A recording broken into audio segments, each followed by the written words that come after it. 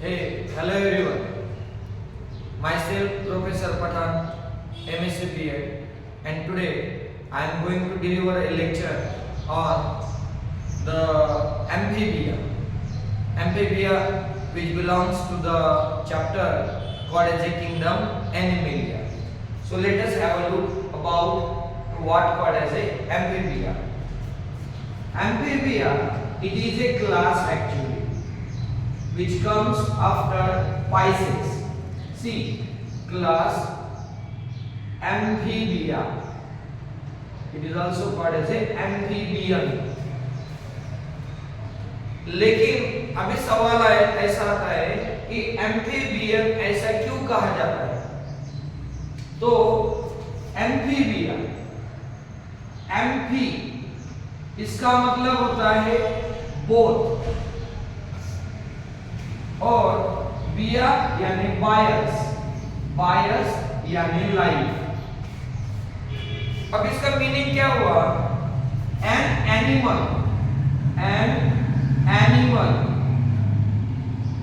which found in both places, an animal which found in both places. One is called as in water and second one called as on land. So एक ही animal जब दो जगह पर पाया जाता है, जैसे कि पानी में और जमीन के ऊपर, तो उसे कहा जाता है एम्फीबियंस। लेकिन इसमें भी ट्विस्ट है, जैसे कि बहुत से बच्चे फिर बोलेंगे snake also live in water as well as on land, crocodile also live in water as well as on land, लेकिन फिर ये एम्फीबियन में क्यों नहीं है? तो मैं आपको बताना चाहूंगा कि ये जो एम्फीबियन है, ये एम्फीबियन वर्टिब्रेटस है पहले तो, और सेकेंडली इट्स फर्स्ट लाइफ और its primary life is in water and its mature life is on land, where it get what hatch. When the egg get hatched, the larva of frog it present in water, but when it got the limb, लेकिन जब उसको हाथ पैर आ जाते हैं, है ना, four limb and hind limb, then it migrated to the land in search of food material. Such type of animal which are primarily present in water and after the formation of limb they migrated on land. Such type of animals are called as amphibians. अभी amphibian में कौन आता है? तो हमको जो best example मालूम है उसको कहते हैं हम फ्रॉग। फ्रॉग का क्लासिकल जो नेम है या एग्जांपल हम जो लेते हैं वो है राना टाइगरिना। ये साइंटिफिक नेम हो गया, and because I write it with my hand means it is handwritten, hence the scientific name is underlined separately. Genus name है, स्पीशीज है। तो जो फ्रॉग का जो एक साइंटिफिक नेम है जो हम एजुकेशनल प्रैक्टिसेस में लेते हैं वो है राना टाइग्रिना।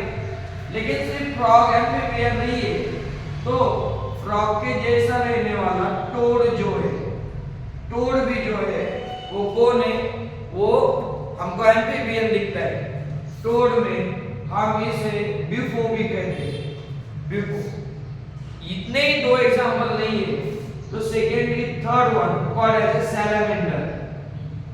जो सैलामेंड्रा है या सैलामेंडर है वो भी उसका एक एग्जांपल आपको दिखाई देता है, जो मोर कॉमनली और फ्रीक्वेंटली नीड ये इसमें पूछा जाता है। तो मेरे हिसाब से ये तीन एग्जांपल बहुत हो चुके हैं, तो फ्रॉग, टोड और सैलामेंडर। फ्रॉग और टोड में ज्यादा डिफरेंस नहीं है, only the difference toad is poisonous and secondly toad having a warty skin.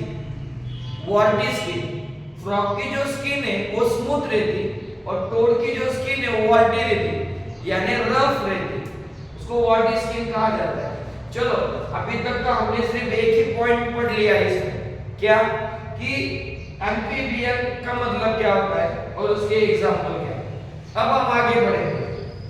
अभी याद, इसको हम टेट्रापोडा इस सुपर क्लास में इंक्लूड करते हैं। सुपर क्लास हम देख लेंगे। वर्टिब्रेटा जो है, वर्टिब्रेटा के दो सुपर क्लास है, एक पाइसेस और दूसरा टेट्रापोडा। तो ये जो एम्फीबियंस है इनका सुपर क्लास है टेट्रापोडा। टेट्रा यानी 4 एंड पोडा, इसको हम लेग्स बोलेंगे या आप लोग लिम्स भी बोल सकते हैं। और इसमें जो होते हैं वो होते हैं 4 लिम्स एंड हाइंड लिम्स, जो कि पेयर में होते हैं। A pair of 4 limb and a pair of hind limb. Hence, it is included in a superclass Tetrapoda. ऐसा कहा जाता है। उसके बाद ये जो है ये पाइकिलोथर्मिक एनिमल है। कौन सा एनिमल है ये? पाइकिलोथर्मिक एनिमल है। अब यहाँ पे रेफरेंस नहीं लगता क्योंकि वो वर्ड अलग है, लेकिन ये ऐसे सवाल पूछे जाते हैं, ये समझ में लो। अभी पाइकिलोथर्मिक का मतलब क्या हुआ? पाइकिलोथर्मिक which means cold blooded animal, cold blooded animal। अब वापस से मेरे दिमाग में एक सवाल आया, what type of animal are said to be the cold blooded animal या पाइकिलोथर्मिक animal? Animal which can change their internal body temperature according to the surrounding temperature. Such type of animal called as a cold-blooded animal. It means they are unable to maintain their internal temperature. The internal body temperature get changed according to the surrounding temperature. Such type of animal are commonly called as a cold-blooded animal. And scientifically they are called as a poikilothermic animal.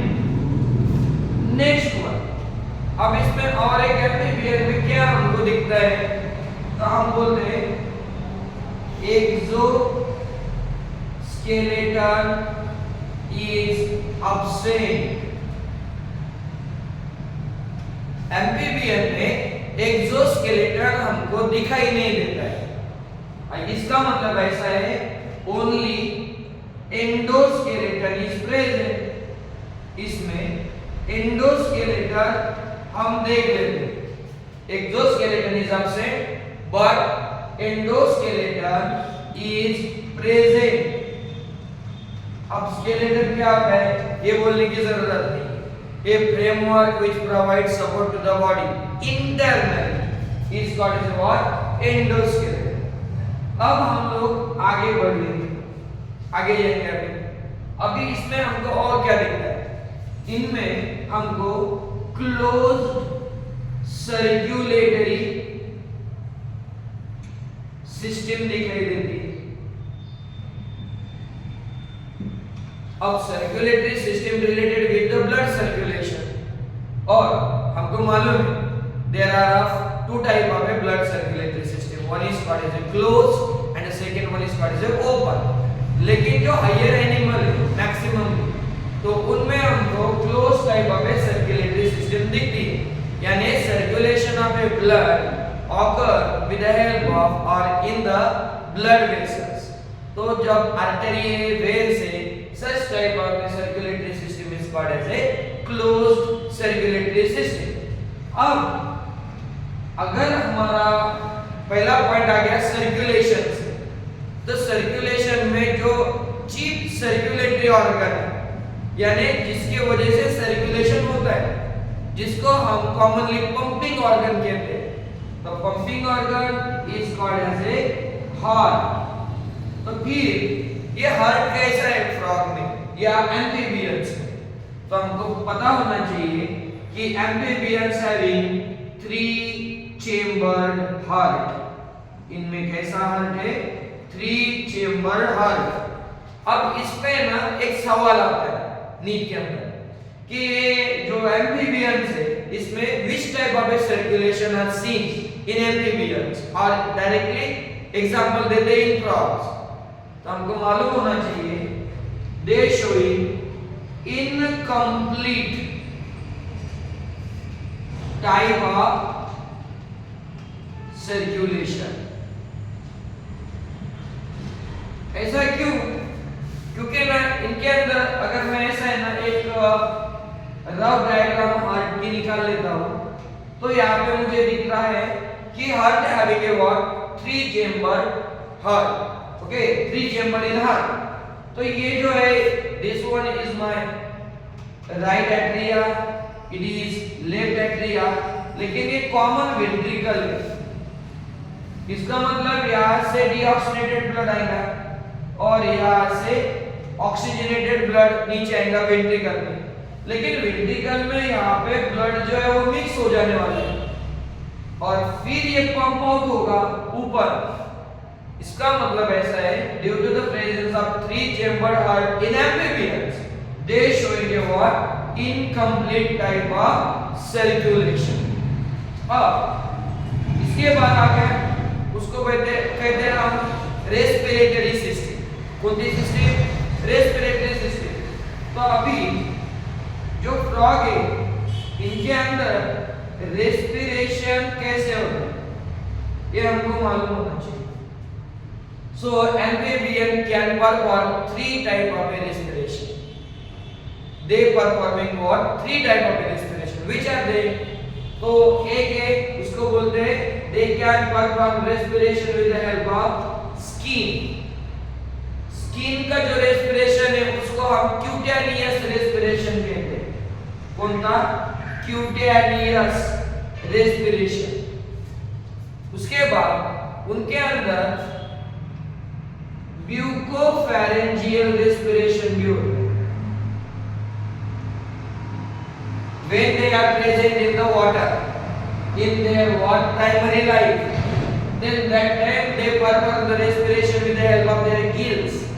तो उसको ब्यूकोफेरेंजियल कहते हैं, यानी जब वो पानी में होते हैं तो गिल्स से उनका रेस्पिरेशन करते हैं, तो उसे ब्यूकोफेरेंजियल टाइप ऑफ रेस्पिरेशन कहते हैं।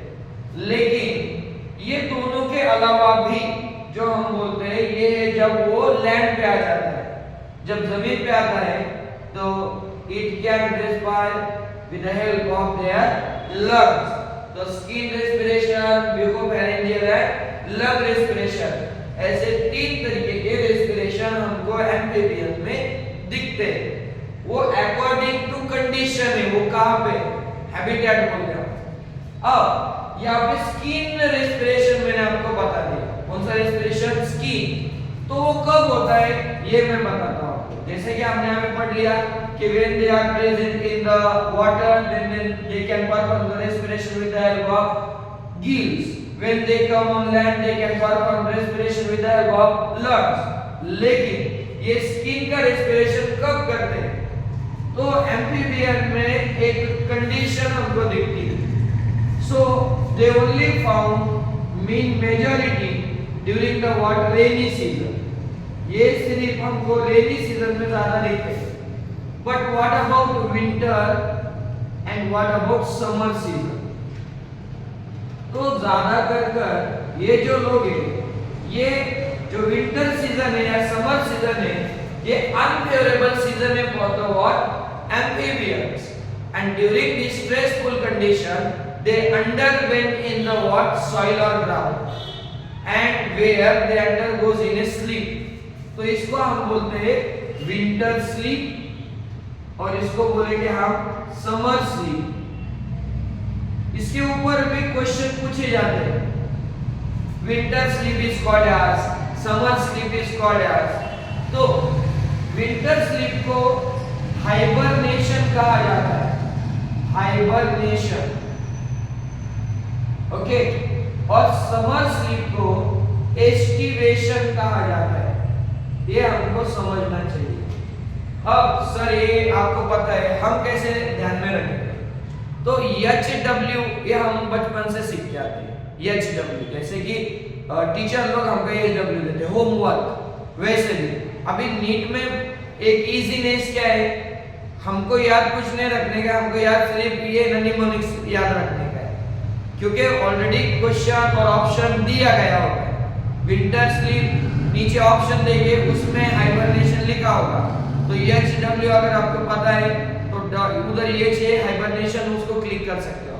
तो ये और ये यहाँ पे AS हमको दिख रहा है ना, तो एस्टिवेशन, समर स्लीप, ये यहाँ पे जब वो स्लीप में जाते हैं यानी बाद में वो कुछ खाना पीना करते नहीं, वो बाहर नहीं जाते, अब इसका मतलब उनको उनका मेटाबॉलिक जो एक्टिविटीज है वो स्लो डाउन करना है, यानी उनकी जो एनर्जी है वो उनको 2 से 3 महीने तक यूज करनी है, क्योंकि उसके बाद वो बाहर आने वाले हैं। तो फिर यहाँ पे जब वो मेटाबॉलिक एक्टिविटी कम करनी है तो वो रेस्पिरेशन कहाँ से करेंगे, तो दे can perform the respiration with the help of skin which what require a less metabolic or which can require a less oxygen for the metabolic oxidation. It means what energy can be stored in their body for the longer time. तो जब वो sleep में जाएंगे तो skin के द्वारा respiration करेंगे, ऐसा हमको दिख रहा है। इसके बाद या दे शोएंगे व्हाट सेक्सुअल डायमॉर्फिज्म, इसमें उनमें हमको सेक्सुअल डायमॉर्फिज्म जो है वो दिखाई देता है। अब ये क्या है सेक्सुअल डायमॉर्फिज्म? सेक्सुअल डायमॉर्फिज्म का मतलब होता है सेक्सेस आर सेपरेटेड, यानी हमको मेल एम्फीबियन अलग दिखता है, फीमेल एम्फीबियन अलग दिखता है, तो मेल और फीमेल ये दोनों जो है वो अलग अलग है, इसे हम कहते हैं sexual dimorphism. Means they showing what separate sexes, यहाँ पे सेक्स जो है वो सेपरेट है, ऐसा मेल और फीमेल ये अलग अलग दिखते हैं। ओके, उसके बाद अभी क्या है, तो अभी हम बोलते हैं कि ये जो सेक्स डिफरेंट है, अब इसमें रिप्रोडक्शन कैसे होता है, ये हमारा नेक्स्ट क्वेश्चन रहेगा। तो यहाँ पे जो है वो फर्टिलाइजेशन जो दिख रहा है, फर्टिलाइजेशन ये इंपॉर्टेंट पॉइंट रहेगा। फर्टिलाइजेशन ये एक्सटर्नल होता है, कैसे इनमें एक्सटर्नल, इसका मतलब मैंने पहले भी आपको बताया कि वो जो है वो एग लेइंग एनिमल है और इसका मतलब अंडे देंगे, लेकिन जो अंडे जब बाहर है तो उसके ऊपर स्पर्म जाएगा बाहर। When the fertilization occur outside the body, such type of a fertilization is called as a what? External fertilization. अब वापस से एक आया कि मैंने आपको बताया कि ये अंडे देता है, तो अगर अंडे देता है तो उसको बोलते हैं ओविपेरस। क्या बोलते हैं? Oviparous animal. एम्फीबियन जो है वो ओविपेरस है, एग लेइंग एनिमल। जो अंडे देता है वो ओविपेरस, जो डायरेक्ट बर्थ देता है वो विविपेरस होता है एक। तो ये हुआ। अब जो कॉमन है नॉर्मल था वो पीछे रख दिया था मैंने, जैसे कि मैं बोल रहा हूँ कि बॉडी जो पार्ट है वो कैसे डिवाइड होते हैं, यानी ये जो एम्फीबियन है इसके अंदर बॉडी डिवीजन कैसे पाई जाती है हमको, बॉडी डिवीजन। तो देखो जैसे कि मैं यहाँ पे एम्फीबियन स्केच करता हूँ लाइक दिस, बहुत इजी है, देख लीजिएगा, ठीक है। और यहाँ पे हम एम्फीबियन जो है वो स्केच कर रहे हैं, देखिए लाइक दिस। जब यहाँ पे एम्फीबियन स्केच कर दिया तो यहाँ पे हमको बॉडी डिवीजन दिख रही है। तो बॉडी डिवाइडेड इनटू 2 पार्ट्स, नेमली हेड और यहाँ पे हम बोलते हैं इसको ट्रंक, है ना। तो हेड और ट्रंक है, इसका मतलब इसमें क्या नहीं है, तो neck is upset, neck is upset. सब में ऐसा नहीं होता, लेकिन मैक्सिममली हेड और ट्रंक, ये दो बॉडी पार्ट हमको दिखाई देते हैं। और कुछ कुछ है जैसे कि सैलामेंडर, सैलामेंडर हम उसको बोलते हैं। Salamander it is looking like a garden lizard, लेकिन उसमें ना ब्लैक येलो पैचेस दिखते हैं। इसका मतलब उसमें जो बॉडी डिवीजन है वो चार पार्ट में, head, neck, trunk and tell.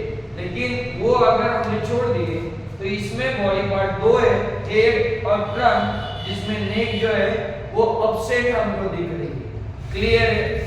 उसके बाद अब हमको इसमें और कौन सी चीजें यहाँ पे दिख रही है जिसपे बहुत से बार क्वेश्चन आ सकता है, वो है इसकी जो डेवलपमेंट है वो कैसी है। तो जो एम्फीबियन है इनकी डेवलपमेंट इनडायरेक्ट डेवलपमेंट कहा जाता है। यहाँ पे बहुत लोगों को कंफ्यूजन रहता है, ये लिख तो लेते हैं इनडायरेक्ट डायरेक्ट ऐसा, लेकिन किसको क्या करना है ये नहीं समझ में आता है। तो इनडायरेक्ट डेवलपमेंट का मायना क्या होता है देखो, तो ये मेटामॉर्फोसिस कहेंगे हम। तो metamorphosis means what, the bodily changes according to the time. तो ये है, तो जैसे कि पहले एग है, एग के बाद क्या हुआ, लार्वा हुआ। अब जो एम्फीबियन है उसमें जो प्रॉड है उसके लार्वा को हम टैडपोल कहते हैं। क्या कहते हैं? टैडपोल। तो एक टैडपोल, उसके बाद अडल्ट जाता है एक, यानी जिसकी डेवलपमेंट थ्रू लार्वल स्टेज होती है उसको कहते हैं इनडायरेक्ट डेवलपमेंट। और जिस एनिमल के डेवलपमेंट में लार्वा नहीं होता उसको कहते हैं direct development. So the development with larval stage is called as what? Indirect development. So यहाँ पे मैक्सिममली जो है वो पॉइंट जो है वो मैंने आपके सामने पुट ऑन कर दिए। इसके अलावा भी आपको कोई क्वेश्चन रहेगी इसके रिलेटेड तो you can comment me in my comment box. Thank you.